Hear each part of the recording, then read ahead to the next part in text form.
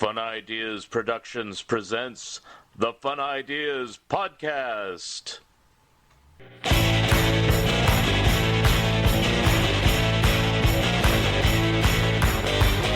We see the syphilitic shrinking obelisk,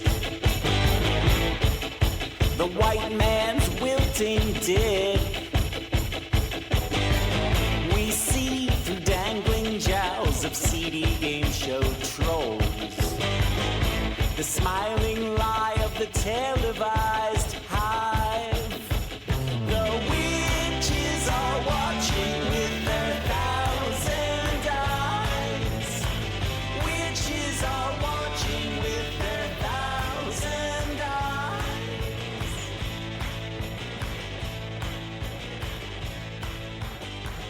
We smell rotten teeth that speak beyond belief. A stick inside their skull would... Hi, this is Mark Arnold, and welcome to Fun Ideas Podcast number 64. This episode is sponsored by the fine folks at Lee's Comics. Hi, I'm George Takei. You know me as Helmsman Sulu on Star Trek. When I'm not busy going Warp Factor 8, I like to beam down to Lee's Comics in Mountain View and spend a lazy afternoon reading comics classics from Marvel to DC, from Dark Horse to Fantagraphics, and everything in between. So please, spend some time here at Lee's Comics and spend your hard-earned cash.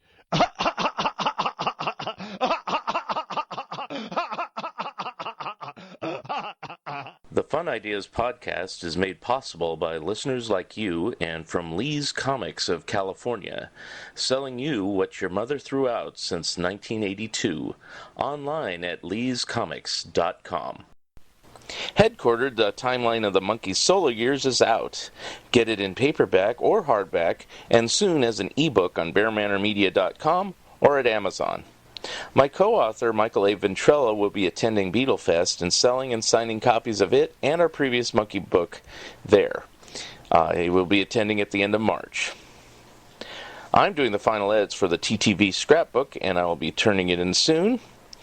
I just got the assignment to do articles for Back Issue Magazine on Hee Haw and on Sid and Marty Krofft.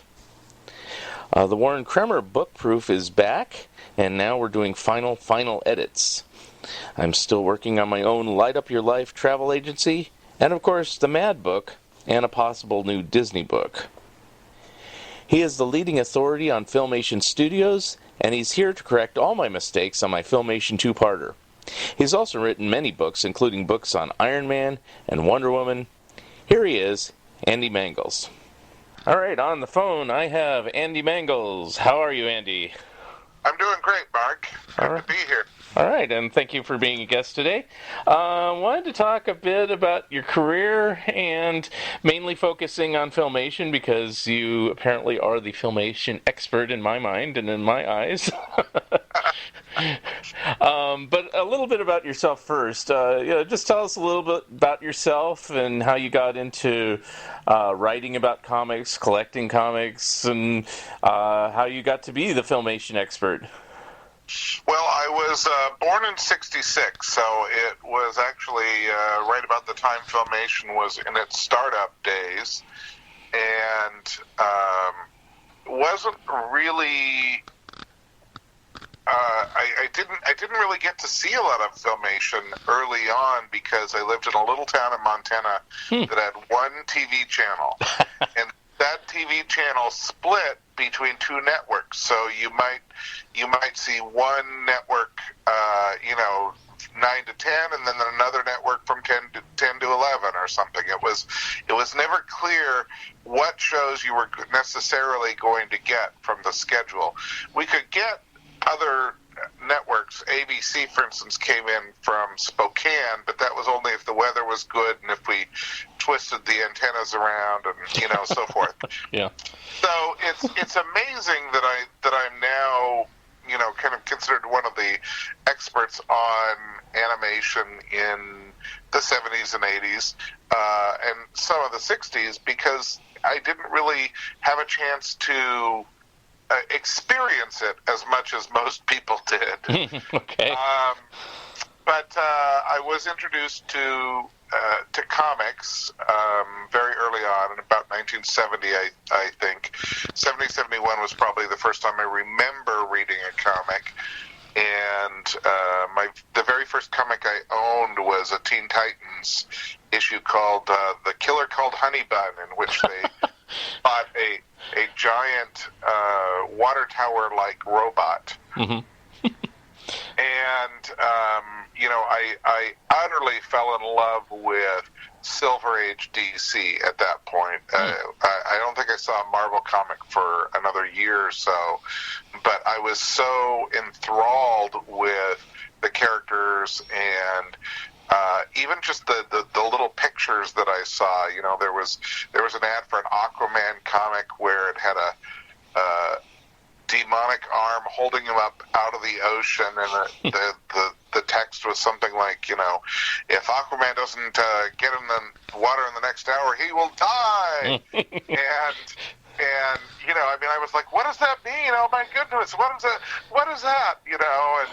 And this was during the time when Wonder Woman didn't have any powers. Right. So the first time I remember seeing Wonder Woman was actually in an ad for Palisades Park, which was a theme park in, I think it was New Jersey. Yeah. And they had a Wonder Woman head and a Superman head and a Batman head. And I think that was my introduction to Wonder Woman prior to Super Friends in 1973. And then I discovered Super Friends and Wonder Woman and the whole DC universe kind of en masse about that time. Flash forward from my childhood to my teen years, I was doing art in school and intended to try and become a comic book artist. And when George Perez and Marv Wolfman revitalized the new Teen Titans, Teen Titans had long since become my favorite team book, although Wonder Woman and Aquaman were my favorite characters. But when George and Marv did the Teen Titans books, I joined what today would be called a online club or online bulletin board. Right. But it would in those days they were called APAs, Amateur Press Associations, or Amateur Publishing Associations. And what that was people who were fans, say 50 of them, would join this group, and everyone would write or draw something, whether it was text about what they thought about characters or fan fiction or fan art or things like that. And then they would copy it 50 times, send it into a central mailer who would collate it all, and then send out a big phone book sized collation of everybody's contributions to all the members. And I joined really early on one called Titan Talk. Oh, okay. And Titan Talk was, two of the other members was Rob Liefeld and Hank Canaltz. And back in 85, I think it was, they told me that at that point I'd become kind of an expert on George Perez's career. And they told me Fantagraphics was doing a book on George, and that I should try and get some work on it. And I contacted them. I was, I don't know, 17, 18, something like that. I was pretty young. But I was already in college. I started college at 16. Oh, wow. And got my first published work as a writer in the book Focus on George Perez in 85.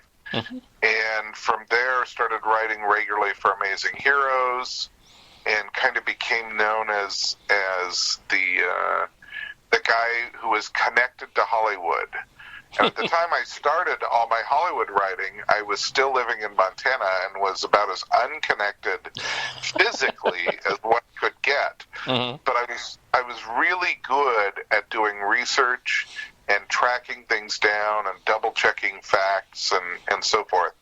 So I eventually, started writing a lot of columns for Amazing Heroes, and then later Wizard, Fan Magazine, Hero Illustrated, and other magazines, and comics about the intersection of comics and Hollywood. And that then, eventually led to Harry Knowles credits me as kind of the inspiration for when he started Ain't It Cool News, and a lot of the people these days that write for online media sites really, have said reading your stuff kind of gave me an idea that I could do the same type of thing, and now they're doing it. And I'm an old man in the industry. Yes. Well, even though we're roughly the same age, we're actually like 2 weeks apart, if you really know that. But right. I read all your stuff in Amazing Heroes and stuff, and I said, wow, I wish I could do that. And so it took me a little bit longer, but yeah. So I know. Well, it's interesting because my whole career, it was that conversation with Hank and Rob that really kind of changed everything.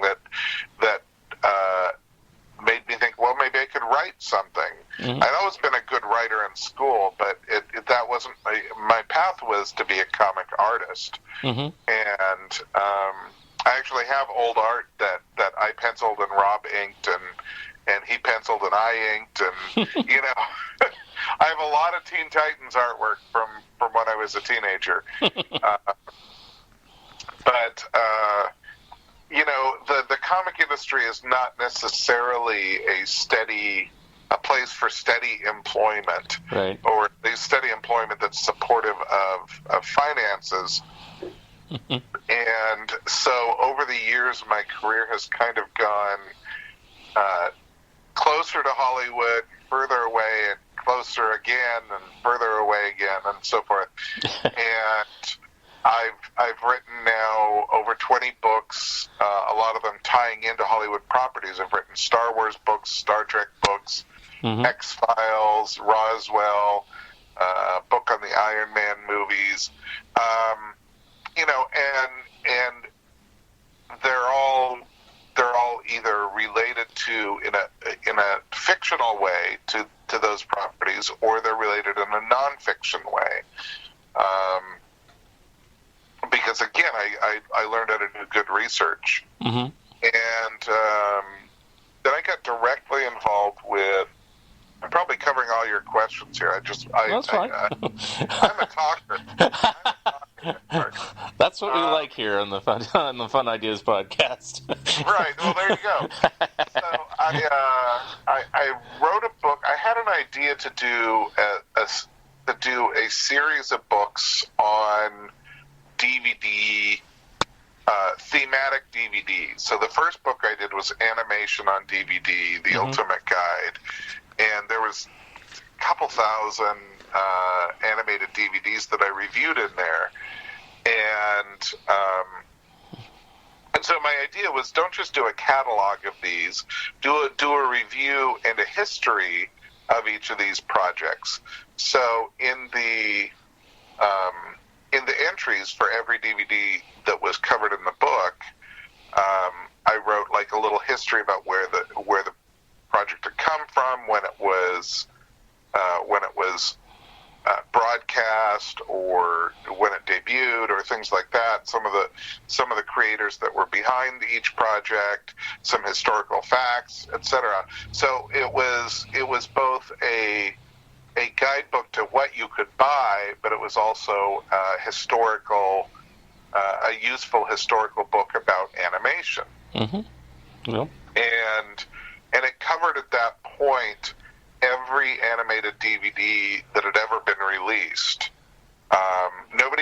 People have found mistakes in the book, but no one's ever said, "Oh, you missed this one." And at one point, I got contacted by a company called BCI Eclipse. Okay. And they had had literally one DVD that was reviewed in my book because they had only ever released one animated DVD, and that was Frady Cat, which they were told by the people they got the film from that it was in public domain, and I informed them, no, that is a Filmation property, and it is not in public domain. But interestingly, they contacted me and said, hey, we got the rights to He-Man and the Masters of the Universe, and we want to make sure that we put out a project that is everything the fans could want. Would you come down? Can we fly you down and have you consult on the project and, kind of talk us into what we should do to make this the best He-Man DVD project. Mm-hmm. And I flew down for that meeting and left the meeting with a job to produce all the 8 different He-Man sets. Wow. for the company. And those all did really, really well. Yeah. And that led to them deciding to take on the rest of the Filmation library. And so I produced over 40 DVD sets for them, and later for Genius Entertainment and Time Life. Now, did they have the rights to it, or did they have to license it? They had to license it. The rights to all the Filmation stuff, boy, it's been a mess over the years. I bet. They originally were sold, when the company shut down, the rights went to L'Oreal, and then, the makeup company in France. And then they went to Hallmark. Hallmark had them for a long time, and they ended up, there were several companies. Then they finally ended up with Classic Media in England, which was then combined and renamed to Entertainment Rights, and which held not just the Filmation library, but other British projects as well, like Postman Pat and some of British animation. Mm-hmm. And recently, Entertainment Rights and Classic Media were bought by Universal DreamWorks. Mm, yeah. And so now DreamWorks owns the rights to all of the Filmation materials that were owned by Filmation. Okay. So there's a qualifier on that, yeah. Yeah. Filmation as a company licensed a lot of things themselves. Right. So depending on how they licensed it, depended on whether or not they owned it. For instance, all the Warner Brothers material, once Filmation went out of business, all the Warner Brothers material, Superman, Batman, Aquaman, and et cetera, and Shazam, all reverted back to Warner. They own that lock, stock, and barrel. Ah. And that's why they don't have to pay any royalties to anybody at Filmation or anything like that. Mm-hmm. Jerry Lewis's estate owns the Will the Real Jerry Lewis Please Sit Down? Oh, okay. And Paramount owns Star Trek, right? And the Brady Kids. Mm. So, some of the projects went to other companies, but the items that were purely owned by Filmation ended up they're now in the hands of DreamWorks. Got it. Well, jumping ahead, it is a question I have, and we were talking about the videos just now. Is there a chance of any of those being reissued, to your knowledge? Since BCIs are all long out of print and sometimes really pricey collector's items at this point. Well, the problem with reissuing them is not will they be reissued, it's will they be celebrated, as I look at it. Yeah. When I worked on the sets for BCI Eclipse, the company really had the idea of doing the best possible job, and without tooting my horn too much, I got to say that I really tried to do that.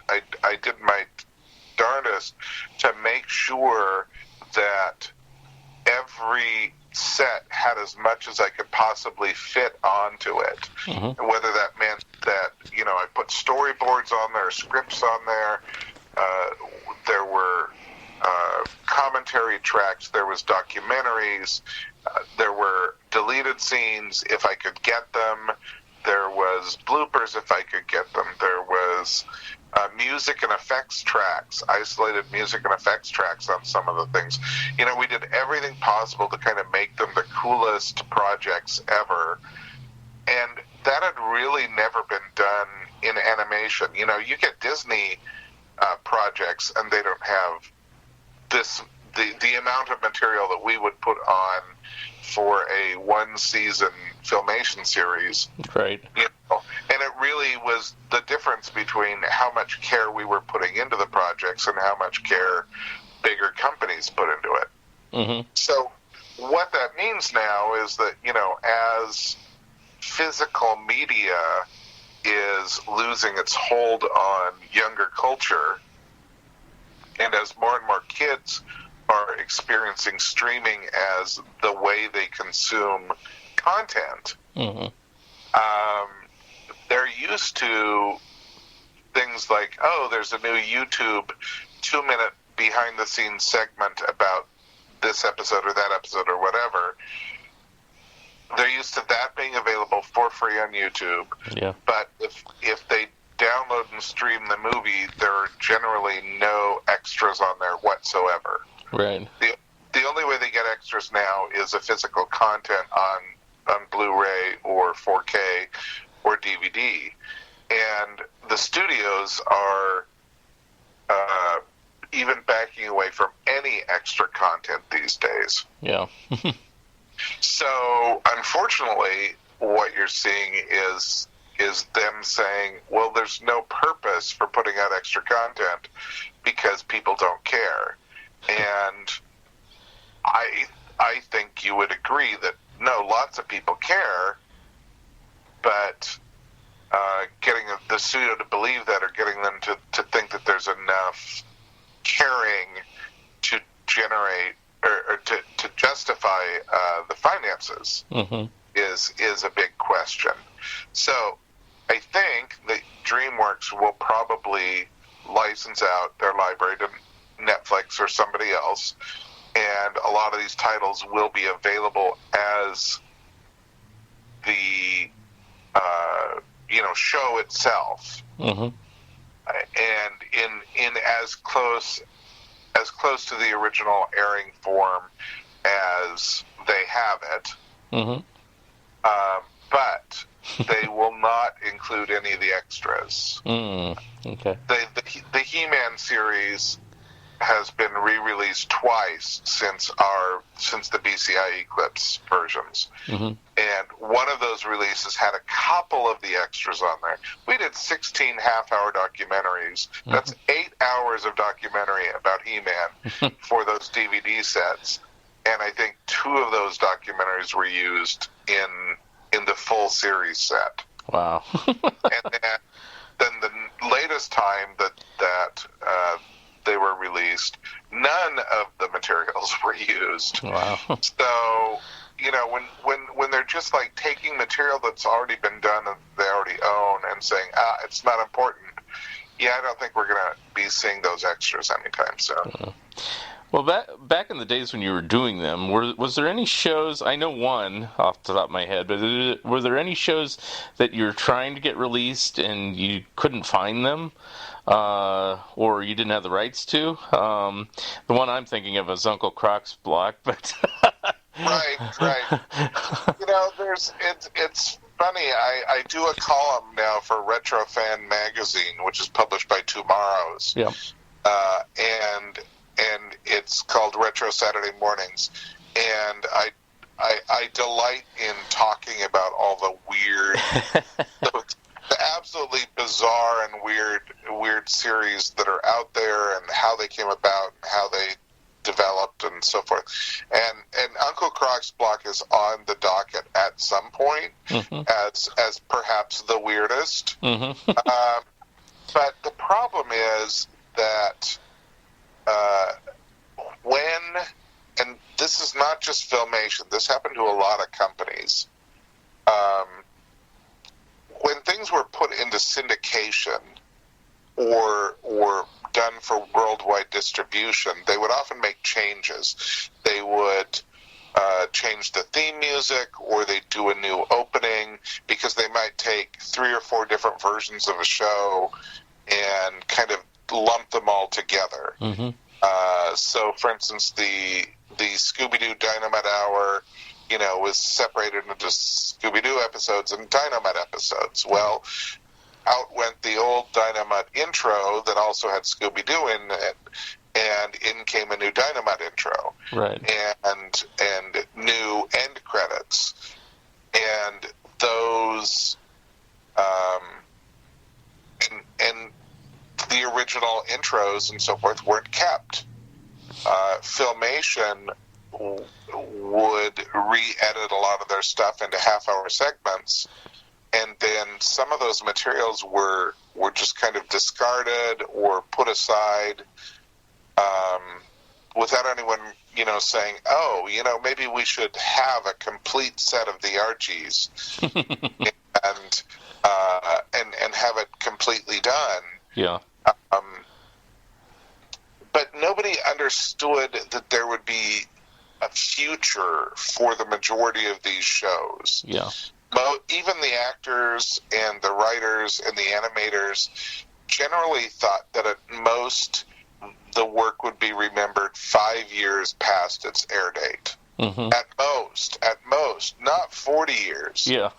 And so people didn't understand it. Well, it's important to keep this stuff. So many companies, as I said there with what Warner did with Dynamite as an example, Filmation did the same thing, but even worse, when L'Oreal got all the materials and then it was eventually sold to Hallmark, Hallmark said, well, let's transfer everything over to digital, which was forward thinking on their part, but the materials that they weren't going to distribute, they just destroyed. Oh. And so what happens from that, for instance, when I did the Archies and Sabrina and even the Groovy Ghoulies sets, was that we would be looking for things to try and replicate, well, here is what the original show would have been, Yeah. and they would be missing. Right. And the weirdest one was Sugar Sugar. Right. Which is the most popular thing that Filmation ever did, even more than He-Man. Sugar Sugar has had the biggest effect on, in the world, Mm-hmm. in a way that is, astonishing, because it's known in almost every country. There's foreign versions of it. It's an immense song, Mm-hmm. and the original Archie's music videos for it, because they didn't have the musical segments in the syndicated version of the Archie's stuff, some of them were destroyed, including Sugar Sugar. So when we worked on the DVD for that, we had to track down the estate of the late night talk show guy. My mind is blanking on his name. The guy who was before Johnny Carson. Jack Parr? No, before that. Steve Allen. Oh. My mind is just blanking here. Hold on. Because I know this. I mean, just so we don't have too much of a lull, that the Sugar Sugar segment appeared on the Ed Sullivan Show. Did you have Ed Sullivan. Oh, okay. I wasn't sure that's who you were trying to think of, but that's, Yeah, my mind just had occasionally, I'm old. I occasionally have. Oh, you're only 2 weeks older than me. I know. Sorry, I'm old, you're not. In 2 weeks, I'll feel old. Okay. All right. I get it. Okay. So, sorry for the brain loss there. So, yeah, it It was on the Ed Sullivan Show, Okay. and he actually featured 2 or 3 songs from the Archies on the Ed Sullivan Show. So we went to the estate of the Ed Sullivan Show, and they had transferred all his shows to digital as well, and we had to license the music video for Sugar Sugar from the Ed Sullivan people for the Archies DVD set. Wow. Because he owned the sources that we were taking it from, even though what they were taking it from was owned by, Filmation. It was very bizarre. That's weird. So anyhow, the point behind all that hideously long story is that the studios, the animation studios, there isn't a single one of them that really thought that their work, let me say, in television animation, there isn't a single one of them that really thought that their work was going to stand the test of time. Right. Walt Disney Animation understood it.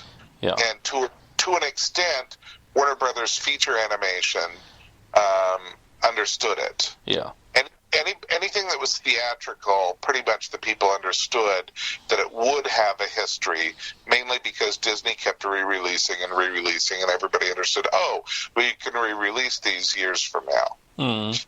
Nobody thought that Captain Caveman or Bigfoot and Wild Boy or the Archies or whatever would be talked about or archived 40 years later or 50 years later. Right. So the material just wasn't kept.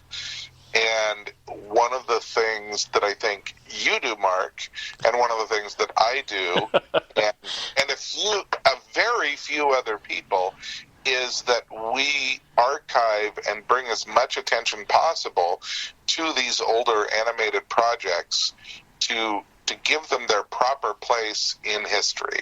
Right. And then get frustrated when you can't find copies. Yeah. It's really difficult, and what's funny is funny sad, is that as much as when we work on these properties and these projects, everyone thinks that we've, with the ins that we've got, we're going to have an easy time putting these things together. And that thing I just told you about Sugar Sugar, that's a pretty clear example of how it's not quite so easy. Yeah. Because if the Ed Sullivan Show did not have that clip, then the Sugar Sugar music video would be lost for all time. Right. This is totally a different aside, but it's similar to what we're talking about. I was reading about Doctor Who and how that there's like 97 episodes that are still missing.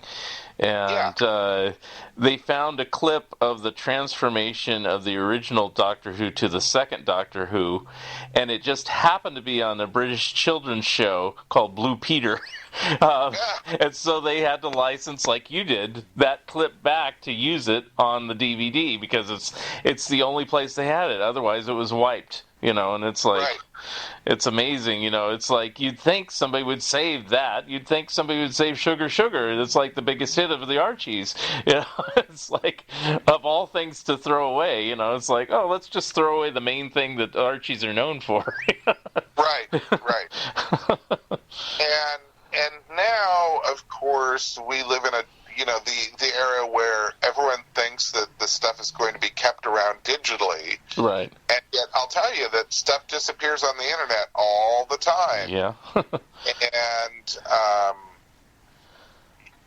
it used to be like if you're looking for collectibles and you wanted to find something and you wanted to find out where it had been sold on eBay, eBay had 12 years of stuff, and you could go back through and search.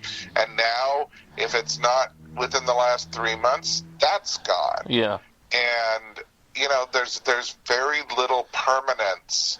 Until you put it down on paper, right, there's very little permanence. Mm-hmm. And when you put something down on paper in a book, that is, unless we're faced with fire, or flooding, that book has a permanence that digital media doesn't have, that film media doesn't have, that the memory, mind media, physical media doesn't have. Books have a permanence. Yeah. And so it's one of the reasons that the books that you work on, that I work on, that other people work on, and even the magazines that we write for, it's one of the reasons those are so important that people support those and keep those going, because that's how history is going to stay archived. Right. And it is funny, and even I'm guilty of this myself, as we all thought, this stuff isn't that old. It's just kept in a vault somewhere. It's just, and they kept good records of things and stuff like that. And it's like you find out that they kept worse records of these shows than, say, silent movies. Things like that. Yeah. When I worked on the book Creating the Filmation Generation with Lou Scheimer, and that book which is published by Tomorrow's a couple years ago. Although that book is Lou's autobiography that I wrote with him, it's also really a history of Saturday morning television, the development of Saturday morning television from the 1960s through the mid-'80s. And it talks about not just Filmation, but all the studios and how and why decisions were made by the networks, how and why decisions were made by advertisers, why shows had such weird run times and episode orders, and how they made decisions, dealing with the Action for Children's Television, which was the censorship group that was constantly fighting for, in the cartoon realm. Where was I going with that? When I was working on that book with Lou for about 5 years, I had access to everything that he had kept. And I'm certain that there was a lot more that was sent over to France when L'Oreal bought Filmation. But I also know from Daryl McNeil, who was a past Hanna-Barbera artist and who loved this type of stuff like we do, and had kept everything that he ever worked on, and both for Filmation and Hanna-Barbera, until it got lost when he lost one of his storage units, and then it all went away. But all the paperwork that Lou had, I now have copies of, and even things that you would think would be reasonably simple, like air dates, are not. Right. Because what people take as air dates for shows now is, well, it debuted on this date, so clearly it debuted with the first episode, and then it aired to this date. So clearly all 13 episodes of season 1, aired 13 weeks in a row. And those of us who lived that period know that isn't true. Right. But anybody who sits down and goes through, like, say, TV Guide will see that isn't true, because what immediately happened is you would have the September debuts of the shows, and they'd get about 4 episodes in, and then football would start, and football would interrupt 2 or 3 of the channels, and the other channels would say, well, screw this, football, everyone's going to be watching football, so we'll put something else on. And so then for 3 or 4 weeks, there wouldn't be any cartoons, and then they'd put on a few more weeks of it, and then it would be the holidays, and then on top of that, studios no studio ever in the history of television animation, no studio ever delivered stuff in a timely fashion. Right. There are literally examples from every single studio out there where they would deliver things hours before they were going to air nationally. Yeah. And, somebody would be driving across town, and if they had gotten in a car accident, that show would not have aired that day. Yeah.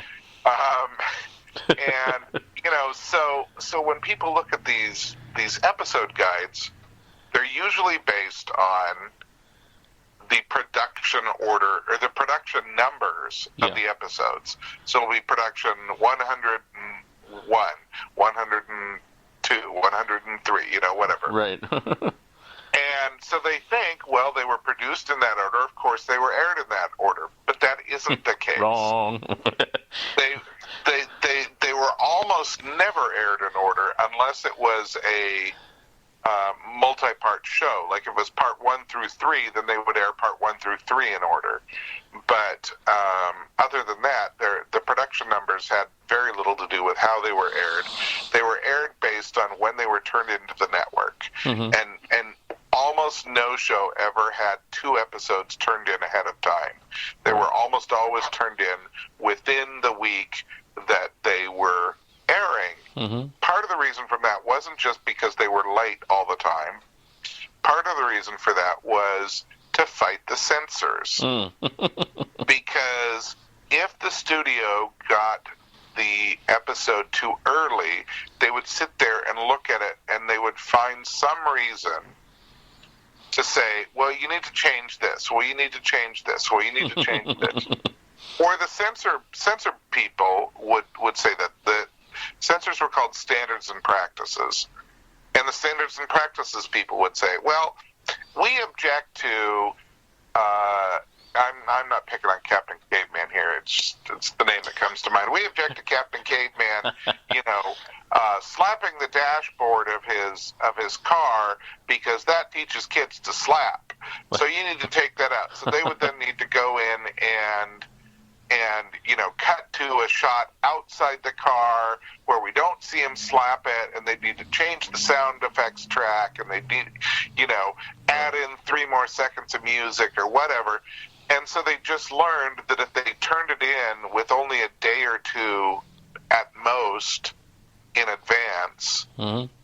then they didn't have to deal with the censors, and they didn't have to deal with changes from the network. So it became de rigueur for studios to just turn their stuff in as late as possible, and for that, then hopefully it got on air the way they sort of intended it. Right. I have a question about things like the Archies and even Superman and the earlier stuff that Filmation did, because I'm wondering if they had the same issues that Total Television had with Underdog and stuff like that. Did they mix and match segments on earlier Filmation shows to make it even more complicated as far as air dates go? No. Okay. No. That was something that was generally done when it went into syndication. Oh, okay. The Superman and Superboy episodes were, once they got the scripts written, then they would decide how they would go. That's when they would mix and match before it went into production. Okay. Once it was into production, it was pretty much locked, and that became episode 1 was these 3 segments. Okay. They would almost never, I won't say never, because there's a couple times where they may have done that, and especially like with music, shows that had music on them, they would mix and match that a little more. Yeah. But they would almost never change a show around once it went into production in terms of what was going to be in there. Okay. Now, part of the reason they did it with music is, say they had 16 episodes of the Archies that season, but they only had 13 songs. Mm-hmm. Then they would say, okay, well, we have 2 songs per episode, and that means that we have 6.5 episodes of songs, but we have 18 episodes to put it in. So we either need more songs or we repeat them. Mm-hmm. But we aren't going to repeat the same 2 songs per episode, so they would mix and match from that, or they might pull from a previous season. Now, when you did those Archie sets, were those faithful to what aired, or did you have to kind of guess at it, kind of like because of that reason for the music segments? As closely as possible, they were faithful to what aired. Okay. We didn't have legit as aired first airing versions of any of the shows to go with, but we did have scripts for some of them, and we had some of the footage that was related to like transition footage and things like that. So we edited those into as close as possible. We believe these are correct. And that was on the Archies, the 2 seasons of the Archies that I did. Yeah.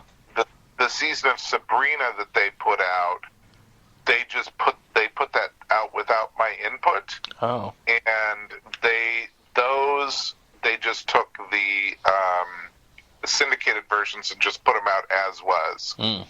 So the syndicated version of Sabrina, they all had one opening and closing. They didn't have the separate or different versions of the Sabrina opening that they did for each season. And they really did kind of mix and match them. So those ones have nothing whatsoever to do with the reality of how it was aired. But the first 2 Archie sets, I really tried to make sure that they were as correct as possible. And now you talked about the music segment that's gone missing. Did any of the actual episodes go missing, or did you find everything? For what? For the Archies? For Archies, yeah. Yeah, we found everything as far as I know. Oh, okay. There is stuff that's missing. For instance, when I was working on the Filmation library, there were shows that they didn't send us because we didn't have the rights to it. So I don't know what the status of Uncle Croc's Block is as it exists in the current Universal DreamWorks catalog. They may have all of them perfectly. Oh. They may have none of them. I don't know. Okay. I thought there just might have been a choice saying, well, this is a flop originally, according to your book, and so why put it out on video? And I thought that might have been the thinking, but I don't know. No. What happened was they took all the because it was a flop, they never syndicated Uncle Croc's Block, and they took the animated segments and syndicated them as their own thing. Right. So Mush, which was an animated segment that parodied MASH, Mush was its own show, and Frady Cat was its own show, and all these things that were segments of Uncle Croc's Block became their own shows. So now we were going to release all of those on their own, but and I kept asking, hey, do you have Uncle Croc stuff? And they kept saying no. So it's either been destroyed or they just don't want to put it out there. Darn. Now, the same thing goes specifically with Filmation. Everyone asks me about, what about the Super 7 episodes? Yeah. That being Web Woman, Super Stretch and Micro Woman, Manta and Moray, and because we did release the Freedom Force, which was one of the Super 7 segments. Right. And people have thought that, well, there was this lawsuit against Super Stretch and Micro Woman, Manta and Moray, and Web Woman, and DC won, and it put Filmation out of business and blah, blah, blah. No, that's all BS. There was a lawsuit, and I'm going to be doing an article about this in a future Retro Fan. Cool. Really getting down to it. If you want to read the short version, it's in my book. And basically, DC Comics was mad at Filmation because they had licensed Plastic Man to Filmation to sell as a series, which Filmation did everything they could to sell as a series. And at that point, for whatever reason, none of the networks wanted to do Plastic Man. Huh. So Filmation says, we can't sell it as its own series. And so the next season, they had this anthology show they were doing that was going to have a variety of superheroes in it. And because none of them were licensed, none of the anthology segments were going to be licensed. Tarzan was licensed, right, and Batman was licensed, and Lone Ranger and Zorro were licensed, but none of the anthology segments were licensed. So they were all going to be created by Filmation. So they created these superheroes, one of which, Super Stretch, did Stretch. He was a black African-American character, a black man married to a black woman. So they were married, number one. Both of them had powers. It had nothing to do with Plastic Man except that it was a character that could stretch. Right. And they had just told, the year prior, they had just told DC that they couldn't sell their series based on a stretching superhero. So here they were releasing a stretching superhero series. Now, what DC didn't get, and what eventually came out in the lawsuit, was that the sale of Super Stretch and Micro Woman had nothing whatsoever to do with Super Stretch and Micro Woman. It had to do with an anthology series that was sold, and that was one of the segments of it. It could have been about a stretching dog. It could have been about an invisible dog. It could have been about a blender that talked. It didn't matter to the network because they weren't buying it for the anthology segments. They were buying it for Tarzan, Batman, Lone Ranger, Zorro. Right. They didn't care what the anthology segments were. Yeah. So it hadn't sold on the fact that it was Plastic Man-like. It sold on the basis of it was an anthology series. Yeah. So DC sues them saying, well, you ripped off Plastic Man for this, and you didn't sell our thing, which was a breach of contract. And then, on top of that, you ripped off Aquaman and Mira for Manta and More. And they left Web Woman completely out of it. Well, wasn't Web Woman, didn't Marvel get mad about that because of Spider-Woman, or was that a different thing? That's what everybody says. I'll get into that here. Okay. So there was the big deal about the DC lawsuit, which went on for a while. Filmation pulled those segments from airing because of the lawsuit, and then what DC puts on its legal defense. The jury decided against Filmation and gave this enormous fine about these properties, saying, yes, you clearly ripped off DC Comics and you ripped off Plastic Man, Aquaman, and Mira. Clearly. The judge then came back and said, no, the jury is idiots. DC Comics clearly has not met the burden of proof on here, and if they're going after this, then they also have to go after Mr. Fantastic, and they have to go after every single character that stretches. And if they're going after characters that swim in the water, then they have to go after Jaws, and they have to go... I mean, he was basically saying, no, we're not finding that DC Comics had... or that Filmation had ripped off DC Comics. Right. So he threw out I believe there were 7 counts that they were guilty, that Filmation was found guilty on. He threw out all but 2 of them, and those 2 had to do with the Plastic Man deal, not anything to do with Super Stretch and Micro Woman, but the Plastic Man part of it. Right. And so basically he held them in, and so this multi-hundreds of thousands of dollars that Filmation would have had to pay to DC got taken down to, I don't know, it was like 2,000 or 6,000 or something. I mean, it was like knocked down to chump change, and then DC didn't get their lawyer fees back either. Ooh.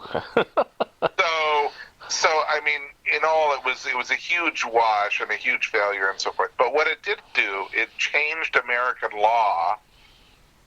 So any lawyer knows about the DC Filmation case, or most lawyers know about it, because it changed copyright law, and it changed whether that case is now used when people discuss whether or not something is derivative, whether it is a ripoff, or whether it's derivative of, meaning was it derived from, not is it similar to, but is it derived from. And everyone thinks that Filmation lost the case when in fact it changed the law in ways that helped Filmation. And after the lawsuit, they later put the show back on the air, and they put those segments back on the air. So they were aired again, but they were kind of tainted. And so when they did, plus they all had weird, one had 4 episodes, another one had 9. There was like this weird, thing with them. So when they went to do syndication, they just left them out of the syndication package. They said, now we aren't going to syndicate these. And so what's happened now is we don't know what's happened to those either. Oh, jeez. They may be a part of what DreamWorks has, or they may have just been destroyed, or we just don't know. Now, the Web Woman thing is an interesting case, because if one were to say that they had ripped off DC Comics, Web Woman was actually the version that was closest, because Web Woman was essentially a Green Lantern. Very, very, very close to being a Green Lantern. And had nothing whatsoever to do with spiders, really. And really had nothing whatsoever to do with Spider-Woman. So there is apparently some kind of Marvel versus Filmation legal thing that happened regarding Web Woman and Spider-Woman. The only reason that I know that it is true is because one of our compatriots in animation history supposedly testified at the hearing. At least he lists it on his CV about cases in which he's testified as a star witness. That is the only proof I've been able to find that case actually existed. I can't find any kind of proof in any legal documents. I can't find any. When I spoke to Lou's, long-term lawyer about it, he didn't remember it. Lou didn't remember it. Okay. Nobody remembers this so-called, famous Marvel case. Yeah. Except for it's part of like the fan mindset that this happened. Yeah. And so as I'm researching for this other article, I'm going to be talking with our compatriot that supposedly spoke at this thing to try and find out what was that. Was it a full trial? Because it clearly didn't. If it's not in the legal record books, then it didn't go to a full trial. Right. So was it a hearing? Was it a, you see on TV when they go into like a boardroom and they take depositions and so forth. Was it that? Mm. And then they decided, well, this can't, clearly we're not going to win. Did they decide to drop it all once DC got spanked and, Yeah. all the finances went away? What was it that made this not a huge case? Right. Well, one thing that is definite is around that same time, regardless if it went to trial or not, which I don't have any proof either, but Marvel did put out a Spider-Woman comic book series, and it was quickly rushed and made into a Patty Freeling TV series on Saturday mornings, too. So Absolutely. I mean, that was something that was very clearly in response to Web Woman. And in fact, if I remember right, and I think I talked about this in the book, the dates on everything were so close that it was kind of a, well, which came first type Right. of affair, because the Super 7 debuted in 78. Mm-hmm. Spider-Woman debuted in 1977, but the Super 7 was already well into production at the point that Spider-Woman debuted. Mm-hmm. So to say that Web Woman was derivative of Spider-Woman is very odd, because Spider-Woman didn't. There would have literally had to be somebody at Marvel's New York office who called up Filmation and said, "Hey, I have a great idea for you to steal that somebody just started working on today." Right. It's Well, like I think the timing of it was so specific that there's not really a case that one was derivative of the other. Right, but I'm thinking also that Marvel was like kind of staking their claim, like, we better get these characters out, because in short order they also did She-Hulk, and in Crazy Magazine they did a Teen Hulk, and just wanted to make sure they got all their women and counterpart versions of all their male superheroes in check or whatever. I don't know. It just seems like that was, and even DC did that. Didn't they have like a Superwoman or something like that, or at least try to get the copyrights on these things too? So. Yep. And Stan Lee even talked about the fact that they were afraid that DC would do something. He didn't say anything about Filmation. Right. And there had been a lawsuit when they put out Wonder Man, and DC was like, no, you can't do Wonder Man, and then they did Power Girl, and Marvel had done Power Man, and all this stuff. It's very convoluted at the time, and the companies are batting stuff back and forth. So Spider-Woman had to become, and She-Hulk had to become, and so forth. But Filmation wasn't really a part of those decisions. Right. As much as the popular myth says that that's what it wasn't part of the decisions. Yeah, and I didn't find anything in my research for my Patty Freeling book either. But it is kind of funny that from Fantastic Four they greenlit Spider-Woman before they greenlit Spider-Man, and it might vaguely have had something to do with the Web Woman super stretch thing, or maybe not, but it seems like impeccable timing of it all. So that's... Yeah, exactly. But now, since we're talking about Web Woman and Spider-Woman and all that, I do want to point out there's one that's also in the public mind that I constantly try and get out of people's heads, and that's about ISIS. Oh yeah, ISIS is not a DC Comics character. ISIS was created completely and solely by Filmation to be a companion piece to the Shazam TV show. Mm-hmm. That's why they did the Shazam ISIS Hour.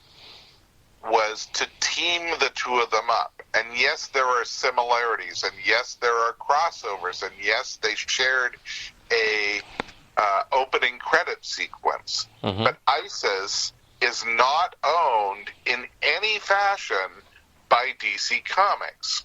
And people are like, but they published a comic. If you look at the indicia inside the comic, you will see that it says that ISIS is owned and licensed from Filmation. And that's still the case. It's still the case. Okay, I just want to make that clear. when we did the ISIS DVD set, it was a really interesting thing because there are crossover episodes, where Shazam appeared, Captain Marvel appeared on ISIS, mm-hmm. and where ISIS appeared in episodes of Shazam. Right. And we went through all this legal stuff with Warner Brothers, where we had to look into who owned the right. Could we release those? Could they release them? And or could we both release both? Mm-hmm. And so what ended up happening, because part of the contract says that if it was a Shazam episode, even though it had ISIS in it, it could be released. Mm-hmm. And if it's an ISIS episode, even though it had Shazam in it, it could be released by the people who own Shazam. Mm-hmm. So we released our episodes, and they released their episodes, and all is fine in the world. But one of the things that Warner allowed us to do, and if fans don't have the original ISIS DVD set, they won't ever see this, but unless it's been put up on YouTube. But Warner and DC allowed us to put some of the interstitial materials that had both from the Shazam ISIS hour, the opening credits and so forth, mm-hmm. that had both Shazam and ISIS in there. They allowed us to put those onto the DVD set, but they were Easter eggs, so they were hidden. Yeah. You had to find your way to them by, using your remote and clicking on this and then moving to that, clicking on this, and, so forth. So ISIS was owned by DC, or was owned by Filmation. ISIS, by the way, is also the first. People generally don't think about this. She was the first live-action superheroine to have her own TV show. It predated Bionic Woman and Wonder Woman by a week. Woo! So I was going to say, wasn't it the same year? But then, okay, a week, all right. Yeah, she's actually the first. Yeah. So beyond that, people are like, well, what about ISIS showing up on Smallville? And what about ISIS showing up in DC's 52? And what about ISIS showing up on Legends of Tomorrow? And so forth. Yeah. So that is... That's another article for you. Yeah, that is ISIS based on the Egyptian goddess Isis, mm-hmm. who happens to sometimes wear a costume that looks exactly like the Filmation costume, and who happens to use an amulet that looks exactly like the Filmation amulet, and who may or may not actually use the name Isis, because, of course, in Legends of Tomorrow, I don't think she's ever used the name Isis. Right. But supposedly in the Black Adam movie, they are going to use the name Isis. But the reason that DC could get away with that is not because they owed Filmation anything or because they owned the character or anything else like that. It's because there was no company who was willing to go after DC Comics and Warner Brothers for using a character that was clearly derivative of ISIS. Now, is there any truth to this? This is what I originally thought when ISIS came on the air. Since Shazam was Captain Marvel and was a Fawcett character, and Fawcett had Ibis, the Invincible, who was an Egyptian-type character, I thought that they just made a female version of him, No. But it's not anything to do with that at all. No, not at all. Okay.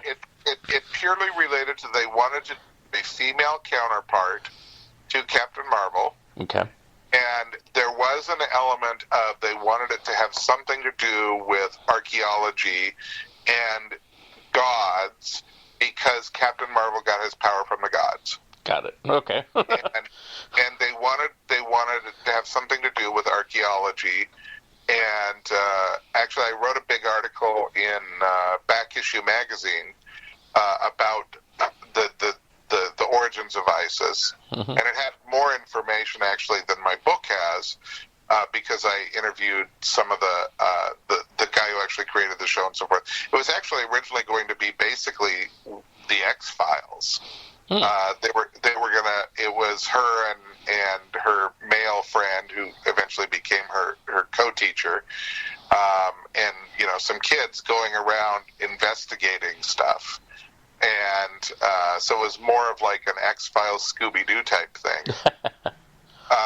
And then they eventually decided to put it in a classroom setting and changed her to a school teacher. Mm-hmm. So, that was always meant to be similar to, but different from Shazam. It had nothing to do with any other character. Got it. Okay. All right.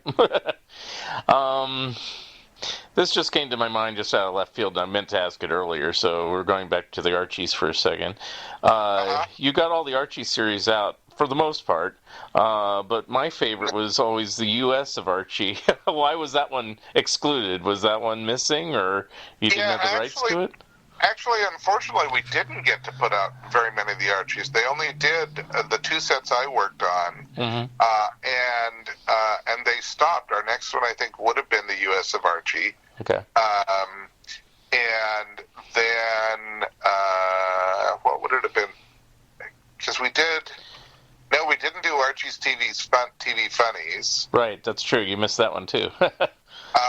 But I always figured it was because of a rights issue on that, but maybe not. I don't know. No. That was one where they had the rights. As long as they're representing what it originally was, they had the right. Got it. Okay. But the U.S. of Archie and Archie's TV Funnies were basically the first two Archie sets didn't sell well enough. What? And they thought that Sabrina would sell better because of the Melissa Joan Hart TV show. Right. But the Melissa Joan Hart TV show was kind of in its waning days and was getting ready to go off the air. But then they did an animated version, and they thought, well, maybe the animated version will do well, and that'll support. So that's why they put out a Sabrina set. Mm-hmm. But it isn't even everything.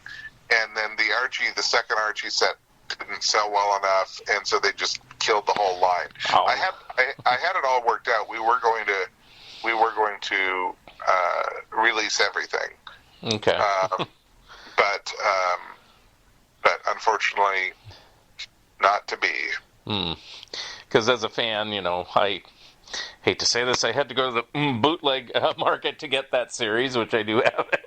But yeah. Well, unfortunately, there are a number of their series that are only available through the bootleg market and the pirating market. Yeah. And I'm still working. I'm actually working with one company right now to try and clear the rights to one Filmation series that hasn't been released yet, and I'm working with them, and it's a legal tangle and a legal nightmare, and we're trying our best to get that series out. Mm-hmm. One of the nice things about having worked on these and having written the Creating the Filmation Generation book is that now if a company wants to do any of this material and they care at all about its legacy, they will come to me for help. That's good. And, I'm not implying anything about Warner Brothers because I didn't help them on either Tarzan or Shazam.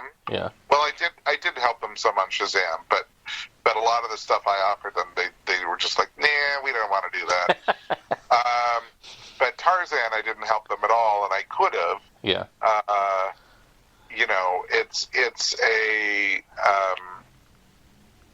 It's not that they didn't respect it, it's just that they didn't want to spend the extra money on it. They already knew that it was going to be a low seller. Yeah. So why spend extra money on something that's already going to not sell well when they didn't figure that it would make a difference in their sales. Mm-hmm. Now, is the one you're working on, I mean, if you can't say the title, you can't say the title, but Fantastic Voyage came out like in Region 2 DVD, which I did buy because I wanted it. Yeah. Any chance for that, or Journey to the Center of the Earth coming out in the U.S. edition? I truly think that other than the one I'm working on, we won't see any of them come out on physical media again. I think that it's all going to be digital media now. I know. Trust me, I feel your pain on that. Yeah. I mean, they have Warner has they digitally redid Shazam. Yeah. And they have HD upgraded Aquaman, the complete Aquaman, and they have put the Superman and Superboy cartoons together correctly and those are all in the DC app. They're the DC Universe app. Okay, I was wondering where's that, because Superboy was another bootleg one I had to go, and I'm like, I hope they do a legit one, but... Right. And the frustrating thing about that is they've already released the 2 Superman DVDs. Right. And they aren't planning on releasing Superboy, and so the only way you can get A, the Superboy show at all, and B, the Superboy and Superman shows in their actual original form is digitally on the DC Universe platform. Wow. Now, Shazam, I understand, has been released or is about to be released on Blu-ray. It's out, yeah. Mm-hmm. Okay, yeah, and that is the HD version. Yeah. And it looks gorgeous. Yeah, it's on the Warner Archive, so you have to order it through the mail, as it were. But at least it's out. Yeah. and it looks gorgeous. And so I'm like, well, why are they not putting out the Aquaman HD version? Right. And they might. When Aquaman 2 comes out, maybe they'll do it then. Yeah. But they still have the animated Shazam from Filmation that they've never released at all. Right. And, I'm like, well, why don't they release that? Well, the good news is Warner Archives is starting to put out a lot more animation than they were. And they put out, Johnny Quest and Jetsons on Blu-ray. They're putting out a Tex Avery set, which has been long wanted by everybody, and things like that. So they're finally kind of listening to the fans, or these are selling well enough that it's worth them to do it. I guess that's one of the two. Yeah. And they really do look great. It's funny because Lou didn't live long enough to see his work on Blu-ray. But some of the actors have, and I'm good friends with Michael Gray and John Davey, and we were looking at the Shazam HD versions downloaded from the DC Universe site, and we were looking at them, and our consensus was they literally never looked this good. They didn't look this good when they originally aired. And they never looked this good in reruns, and they've never looked this good anywhere until now. Mm-hmm. It's kind of weird to see the stuff that you're used to just looking grainy, and suddenly it's crisp and clean and beautiful, and you're like, wait a minute, that's not. I've never seen it that way. Well, maybe I'll have to invest in that one. I haven't gotten the Blu-ray yet, but I know it's there. So yeah. Well, you know what's amazing about it is that what I found kind of funny was that you can actually tell all the elders apart in HD. when Billy Batson is talking to the elders, you can now tell who's who, whereas in previous versions, even the DVDs, they would do that lens flare and the corona around them, and they had Vaseline on the lens and so forth, and they were all kind of blurry and lens flare. and now in HD, you can actually be like, oh, there's Hermes, and there's Mercury, or not Hermes, there's Mercury. There's Solomon, Hercules, Atlas, Zeus, Achilles, Mercury. I mean, you can tell who they are. They don't just look like blurry faces with a lens flare on them. Wow. Well, definitely a reason to purchase. So I'm going to probably look into this. So I didn't even think about that because I was, it's the Shazam TV show is never my favorite. I hate to say, I actually like I like the animated cartoon a lot better. So okay, well, the animated cartoon, if you're a Fawcett fan, the animated cartoon is brilliant. Yeah. I mean, it has so many elements from the original Fawcett show. Comics that it's amazing. Filmation gets a lot of crap from people, and certain animation historians in general really love to dump on Filmation. But one of the things that especially those who read my book, there are some who just won't even read my book. But those who read my book, one of the things people came to realize was that, number one, Filmation was responsible for a huge amount of innovations when it came to Saturday morning television. True. Introducing comic book superheroes, introducing rock bands and rock music to Saturday morning. They were the first company to feature an African-American character that was in the Hardy Boys. They were the first company to feature an entire cartoon of African-American characters with Fat Albert and the Cosby Kids. They were, I believe, the first company to license an actual person. That would be, will the real Jerry Lewis please sit down? They were... they were the brain engaged. They were the first company to do a live action television superheroine in a weekly show. They were generally thought of as responsible for introducing the morals at the end of the episodes, which is now kind of a joke and a staple of a lot of shows. Were they the first to do what they did with He-Man and eventually with Fat Albert and She-Ra and everything, of having the daily afternoon strip versus Saturday morning only? Yes, okay, they were the first. They were the first all-new syndicated show. That rocked. That was such an important innovation for the animated world. People have no idea exactly how huge, how astonishingly enormous that was for the animated field. They were the last company, and this is where I was getting to, they were the last company to animate everything they did in America. When everyone else had sent their work overseas, they were still doing it in America. And what happened was the networks wouldn't buy shows from them, partially because they were still animating in America and their stuff was more expensive. And so Lou had to find a way to keep the company alive and to keep producing animated material. He had to find a way, and they were owned by the company that owned the biggest cable network.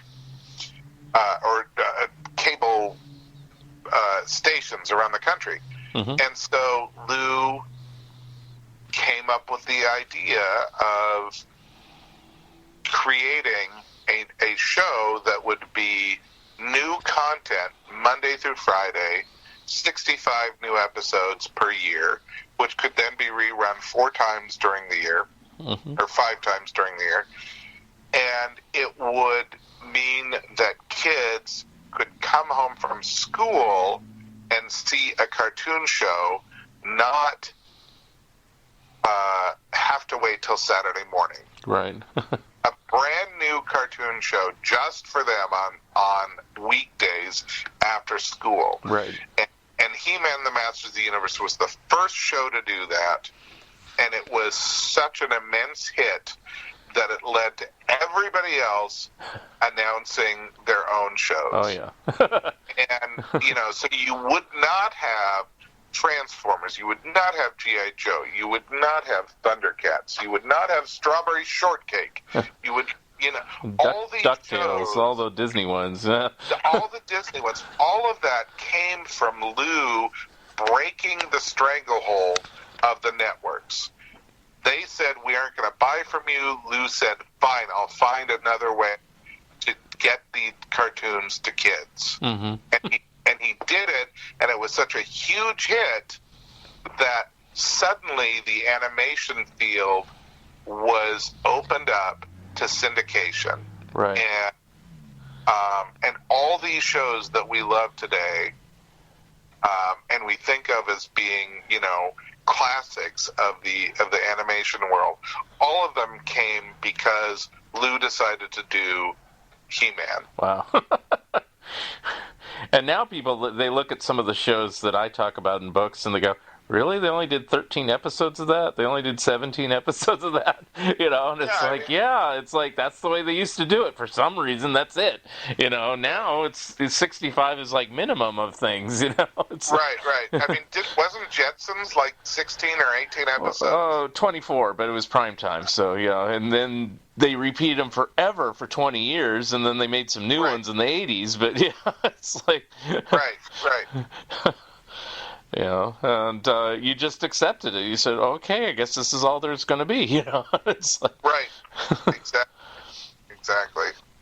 Now, I don't, for all the animation historians that complain about Filmation, what they're complaining about is reuse of animation and stock footage, basically. And they actually complain a lot about the morals, which I think the morals were very important. Mm-hmm. And not only that, it helped Filmation stay out of the hot seat when Action for Children's Television was running rampant through the industry and basically murdering the animation industry. Filmation was able to, because they were putting these morals on, because they had educational staff people who made sure that every episode had some kind of educational component. Because of that, they basically were able to stay out of the fire that was headed towards animation in general. But let's talk about the stock animation for a moment, because one of the funny things that people like give a pass to Hanna-Barbera. And Hanna-Barbera, if you look at especially their comedy stuff, mm-hmm. which is the majority of Hanna-Barbera, you look at their comedy stuff and everybody's got freaking bow ties on. Right. Why do they have bow ties on? So they don't have to animate their bodies. Right. They can just animate the heads. And you watch a Hanna-Barbera cartoon and you're like, wait a minute, they've just reused, like 90% of every cartoon is a reuse. Right. And they were doing stock constantly. Right. Constantly. All over the place. People don't go, well, Hanna-Barbera is a stock company. They reused animation. But they just love to dog on Filmation about it. Yeah. And they forget that the logistics of the animation field at the time were that Hanna-Barbera was sending work overseas. They were not employing American animators, and they were still doing reused animation. Yeah. Lou was employing American animators and doing his darndest to make sure to keep the animation field alive at a time when other companies were sending it all overseas. Right. And sure, he did reuse animation, and he did stock and everything else like that, but it was all drawn by real animators in America. Right. Wasn't the only exception Zorro, and he kind of hated himself for that, basically? Yeah. Zorro was the only one that they ever sent overseas until, like, right towards the end. And Zorro was specifically because they had so much stuff to do that they couldn't they couldn't get it all done. Right. And they had more shows on the air at that point that they were having to animate than they could do, than they could complete. Mm-hmm. So they sent the work over to overseas, and it was the only time they did it, and Lou hated it. And that was right towards the end, right about the time that they said, okay, the network said we're done with you. Right. And that's when he started doing He-Man in syndication. Right. And I'll tell you that, you know, you can't talk to a single animator over the age of 40, basically, who didn't work on He-Man or Fat Albert or She-Ra, Ghostbusters or Bravestar. And you know why? Because they employed every freaking animator in America at that point. Wow. They were doing so much employment of animators that almost everybody that's still in the field now started out on one of those shows. Yeah. I know quite a few of them, and yeah, it's like I know a few, like Mike Cazala. I think he was there the last day Filmation was open, and you know, things like that. So they were all there. And you know, I brought up Bravestar there. Let me say that even right up to the end, Bravestar, Lou was still pushing the envelope. Mm-hmm. Bravestar was the first TV series to feature a lead character that was Native American. Mm-hmm. And Lou was constantly pushing to feature diversity and to have shows that he could be proud of showing to a kid. Right. And you know, it's the legacy of Filmation is really amazing. Right. And I don't, you know, it's funny. I dedicated the animation on DVD book not to Lou because I didn't know Lou at that time. It was to Hanna-Barbera for doing Super Friends. Yeah. And you know, and Super Friends had a far bigger direct impact on my life than the Filmation stuff did growing up. Yeah. And yet I can't remember a time.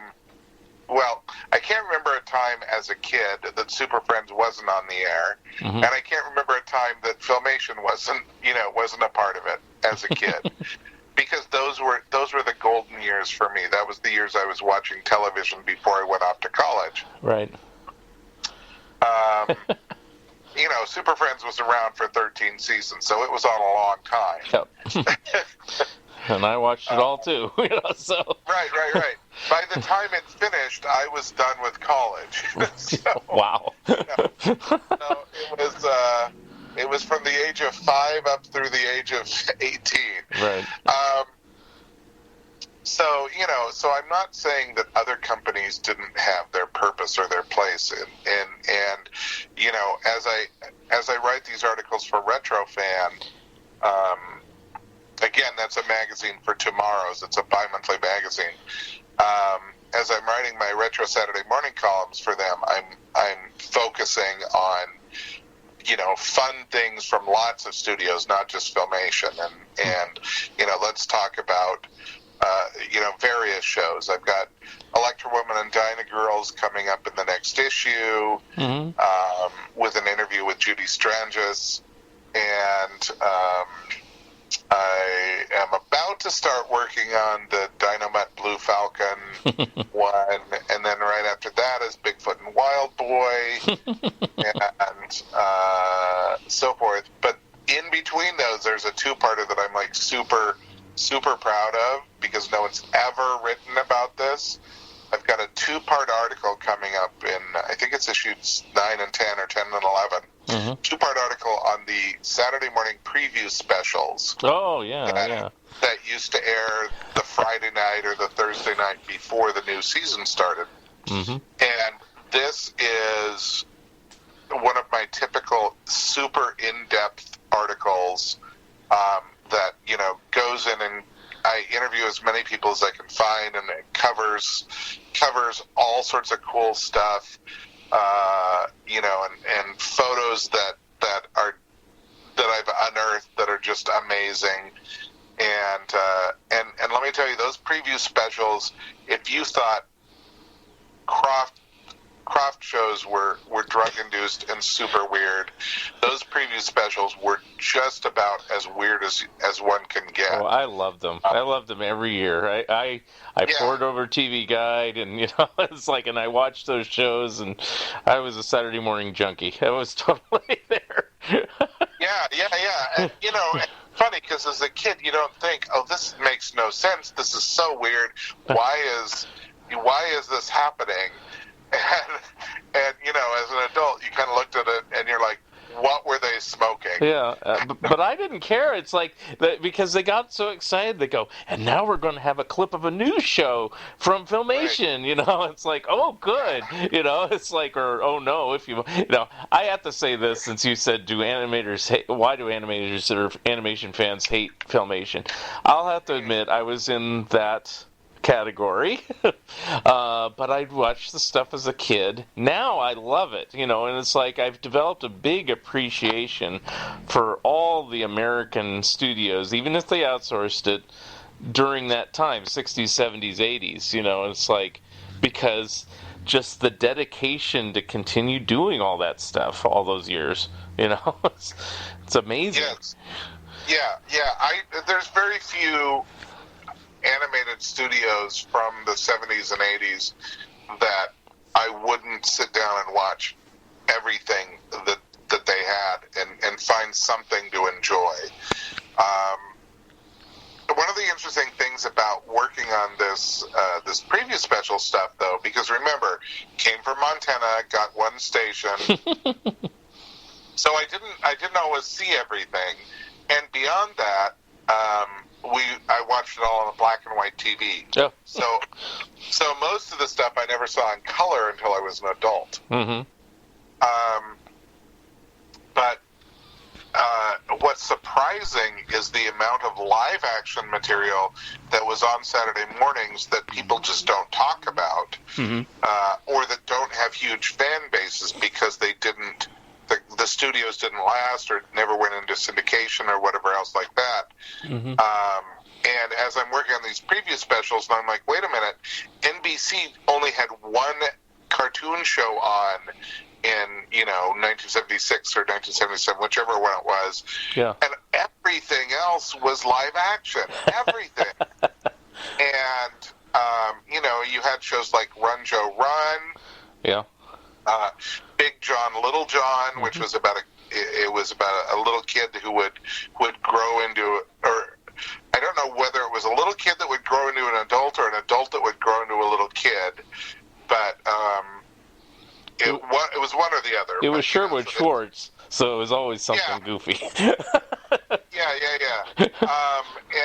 And so you had all these like live, and then multiple Croft shows, and there was so much more live action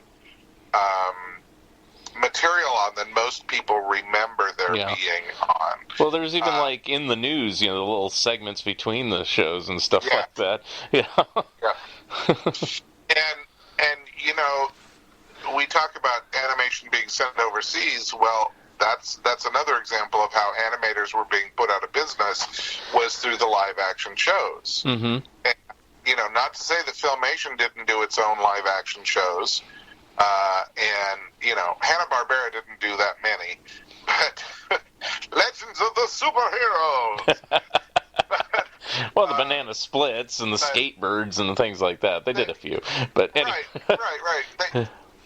They did some of them, yeah. But it wasn't as much. Right. Filmation and definitely Croft had more. So. Yeah, Croft was just almost nothing, but yeah. They had some animation, but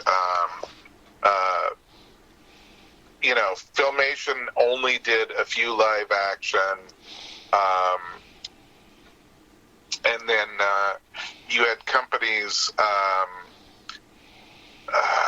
Who did Big John, Little John? Well, I don't know who did that, because I think Sherwood Schwartz just sold it to the network, and it was put on Saturday morning instead of the prime time. It was D'Angelo and Redwood Productions. Yeah. So D'Angelo, when we were working on, when I was at BCI Eclipse, here's a little tidbit for you.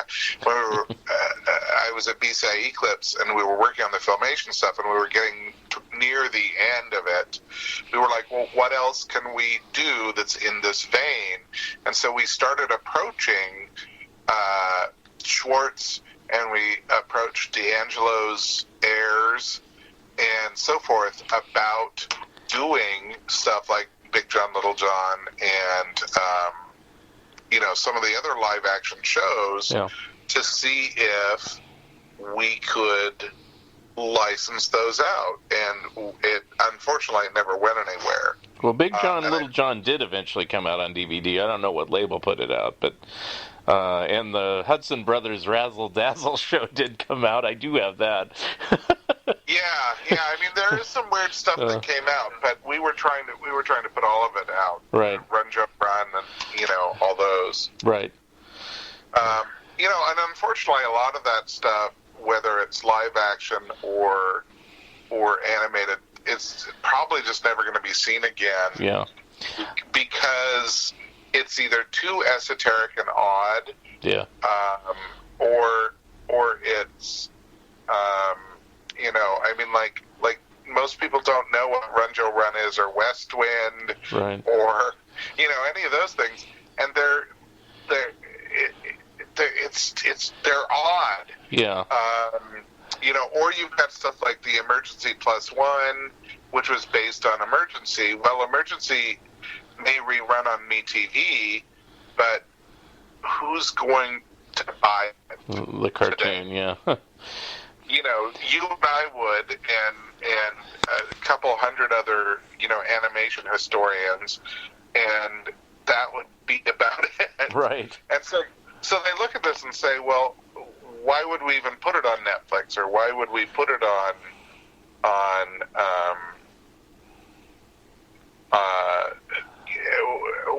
why should we put it on streaming or something like that? Right.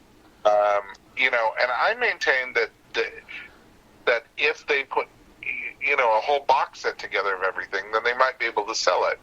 Right. McDuck and Talking Duck, Monster Squad certainly would have an audience. Yeah.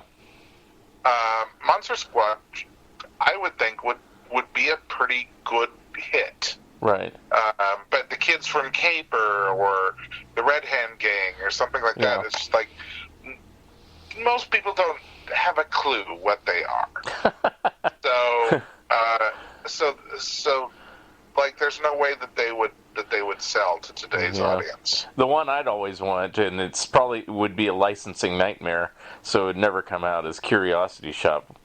With Chuck Jones and maybe the Chuck Jones puppet parts, but I know that they got various segments from all over the world for that show, and so there's probably rights issues galore on that. So.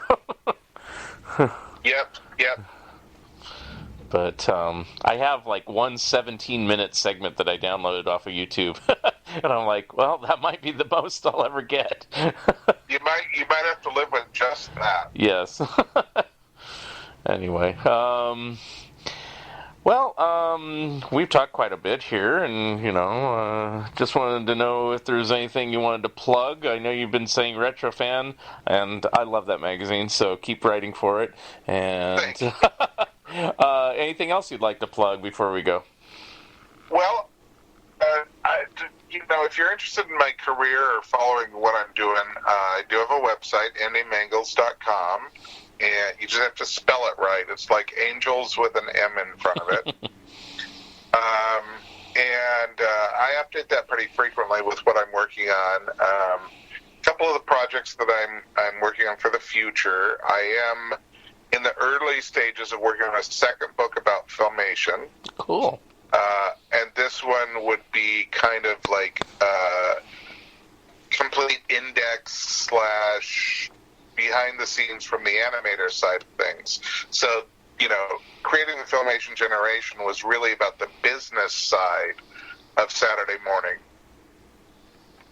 But it didn't talk a lot about the creative side of Saturday morning. So this would be like complete episode guides to everything that Filmation ever did, along with stories from people who worked on it about how they created the shows. So that's on my plate for the future. I'm also working on a book about the stage productions of Stephen King. Wow. Of which there's, everyone knows about Carrie the musical, but, do they know about Eyes of the Dragon that was done in Norway, or the Middle Eastern version of Misery, or I didn't. the Shining the Opera,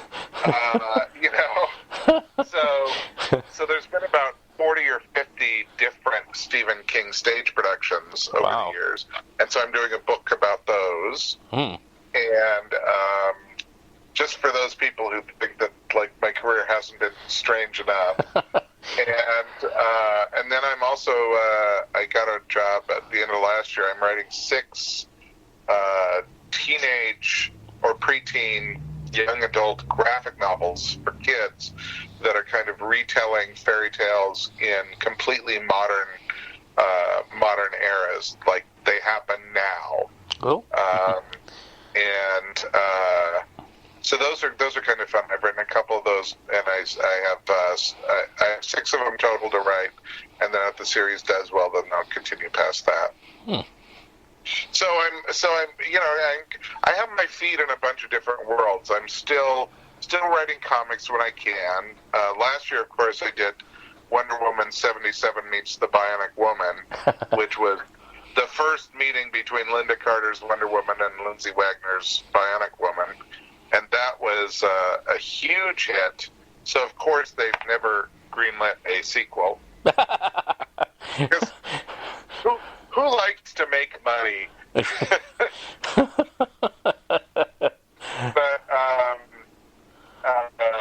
so I'm still doing some comics, and I'm still doing some books, and I'm still, at this weird intersection of comics and Hollywood. And if I can get this other Filmation project going, the other DVD project going, then I'll still be doing some of that. Cool.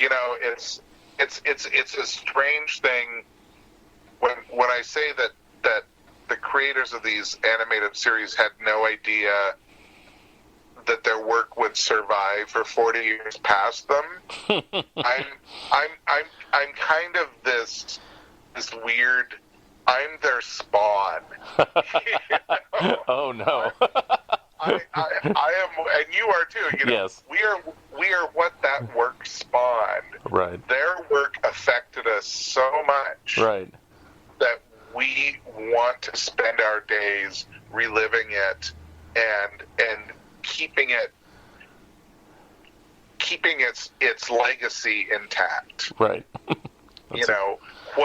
What I did as a kid when I was 10 isn't as important as to what I watched when I was a kid when I was 10. Because it wasn't just me that was watching it. It was millions of kids that were watching it, and it affected millions of lives. And so, when we keep this legacy intact, we're yes, it's pop culture, but it's one of the words in pop culture is culture, and it's the culture. It's the culture that helped raise us. That's the culture that helped teach us, and it's super important that we give it its due. Yep, I agree. All right. Well, I appreciate you. Let me climb down off my soapbox. Okay. If somebody wants to get a hold of you besides the website, what's the best way? Just on the website or on Facebook or what? Yeah.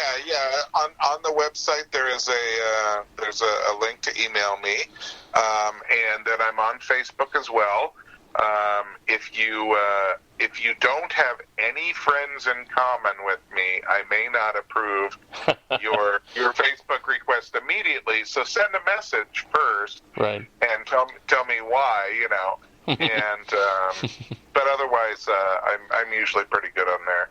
I am not as political as most people these days, but you know, I am very much. I never mentioned in here, but I'm openly gay, and so I'm very much pro diversity and pro.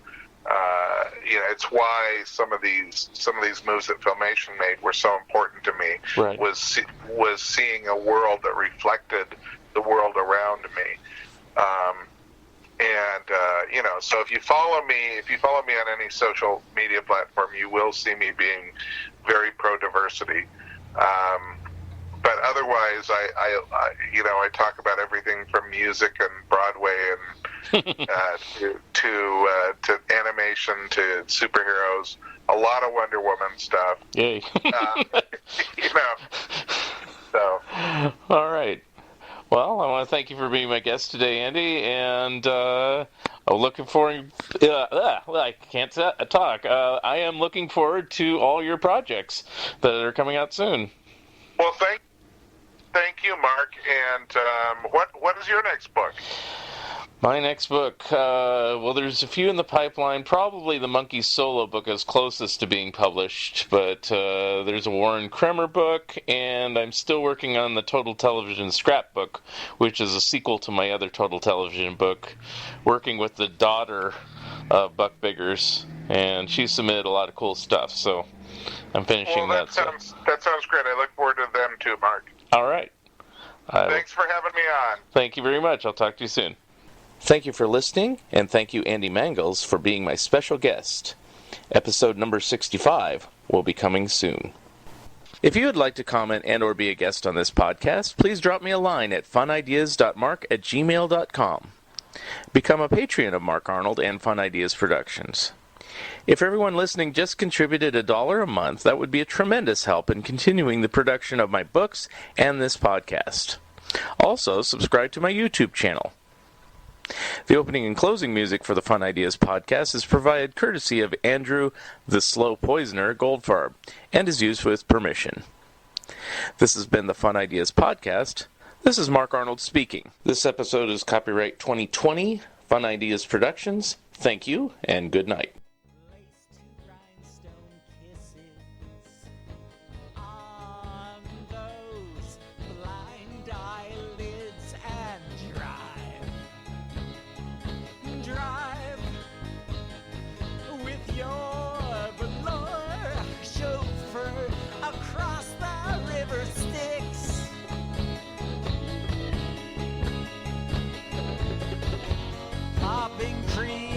Pills in the pink electric church. The final flicker of your illusion.